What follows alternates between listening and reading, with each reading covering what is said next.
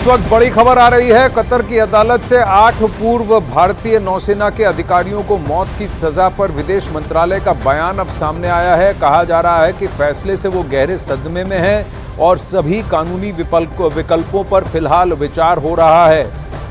तो अभी विदेश मंत्रालय की तरफ से पहली प्रतिक्रिया, भारतीय विदेश मंत्रालय की तरफ से पहली प्रतिक्रिया, इन 8 पूर्व नेवी अफसर जो कि एक प्राइवेट कंपनी में काम कर रहे थे, उन्हें सजाए मौत सुनाई गई है कतर के कोर्ट में। और जिसकी वजह से अब ये कहा जा रहा है कि जितने भी लीगल ऑप्शंस हैं, कानूनी विकल्प हैं, उन पर विचार हो रहा है। अमिताभ इस वक्त हमारे साथ जुड़ रहे हैं फोन पर। अमिताभ, भारत को इसे बैक चैनल पर बात करनी होगी। कहीं ना कहीं ये दारोमदार भारत पर आ जाता है। भले ये एक प्राइवेट कंपनी के लिए काम कर रहे हों, लेकिन ये काफी लंबे सिरे से ये कोर्ट में ये प्रकरण चल रहा है, लेकिन किसी को भी सजाए मौत की अपेक्षा नहीं थी।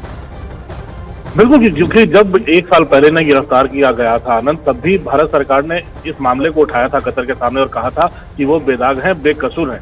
लेकिन कतर में इन पर मुकदमा चलता रहा और इतनी जल्दी जब हमास इजराइल युद्ध के समय भारत ने एक लाइन ली है, उन्होंने हालांकि फलस्तीन को भी फोन किया है और उन्होंने प्रधानमंत्री मोदी ने हमास और इजराइल के पक्ष में भी बयान दिया है। उसके बाद भारत ने जिस तरह से G20 में अपना पक्ष रखा है, एक कॉमन घोषणा पत्र लाकर, तो मुझे लगता है कि बढ़ती जो ताकत है भारत की और भारत के स्टैंड को लेकर जो एकाएक अदालत का फैसला है, तमाम चीजों को जोड़कर भी देखा जा सकता है। लेकिन भारत सरकार कानूनी पक्ष पर भी विचार कर रही है। आगे की अदालत में इसको चैलेंज करने का ऑप्शन है। दूसरा एक बहुत बड़ा ऑप्शन होता है जो आपको शायद आनंद जानते ही होंगे कि कतर के अमीर तमीम बिन अहमद अल थानी के पास भी विकल्प है, उनको माफी देने का अधिकार है। और कतर में माफी भी 2 मौकों पर अमीर कैदियों को देते हैं। पहला रमजान के मौके पर जब वो निकल चुका है, लेकिन दूसरा है राष्ट्रीय दिवस जो होता है 18 दिसंबर को, उस दिन भी कतर के अमीर माफीनामा देते हैं। तो एक उस दिन भी माफी का मौका है। तो मुझे लगता है कि घड़ी बड़ी तेजी से आगे बढ़ रही है और कूटनीतिक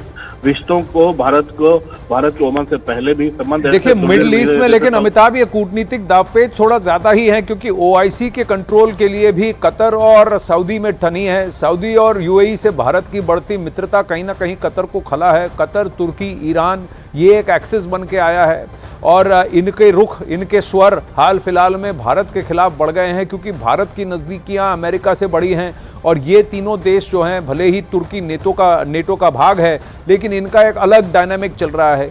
कतर के साथ इससे पहले भी राजनीतिक इश्यूज हुए हैं, क्योंकि कतर ने ही सबसे पहले तूल दिया था नुपुर शर्मा के इशू को, वो भी 2-3 हफ्ते, घटना के 2-3 हफ्ते बाद।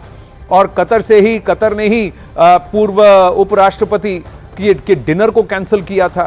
तो पिछले 2-3 साल से कुछ कतर के साथ इक्वेशंस सेट नहीं हुए हैं भारत के। भले ही कतर के भारत में काफी सारे इन्वेस्टमेंट्स हैं और भारत से, भारतीय मूल के और भारतीय कई सारे कतर में काम भी करते हैं और कतर की इकोनॉमी में कंट्रीब्यूट भी करते हैं। कतर में भारतीयों की संख्या कहीं से कम नहीं है और ये पूर्व नौसैनिक जो थे सारे कमांडर स्तर के हैं। नाविक उसमें सिर्फ एक ही 8 लोगों में, और जिनको फांसी की सजा दी गई है। और ये वहाँ के नौसेना को ट्रेन भी कर रहे थे वहाँ के। और वहाँ जो इटालियन सबमरीन का जो डील हुआ है कतर के साथ इटली का, उसमें भी वो लोग ट्रेनिंग देने का काम कर रहे थे।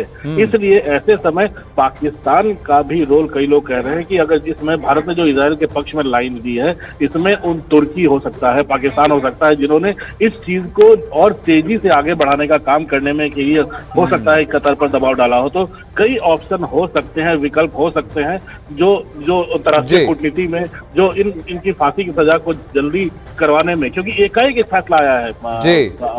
मुझे कई देशवासी ये भी सोच रहे हैं कि एकाएक इसकी जरूरत क्या थी इस समय अदालत में ऐसे भारत के लोगों को फांसी की सजा देने। देखिए, कोर्ट के प्रकरण को हम नहीं रोक सकते, क्योंकि जुलाई और अगस्त में भी इस पर सुनवाई हुई थी। तो अचानक से फैसला आया है जब सुनवाई चल रही है। ऐसा नहीं है कि कॉन्सुलर एक्सेस नहीं मिला, लेकिन कहीं ना कहीं कतर ने काफी सारे अड़ंगे भी डाले हैं, ऐसा कहा जा रहा है।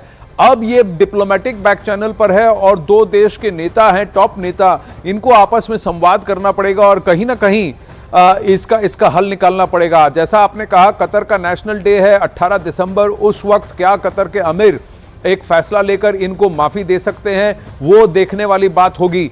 अमिताभ, धन्यवाद आपकी डिटेल्स के लिए और इन्फॉर्मेशन के लिए।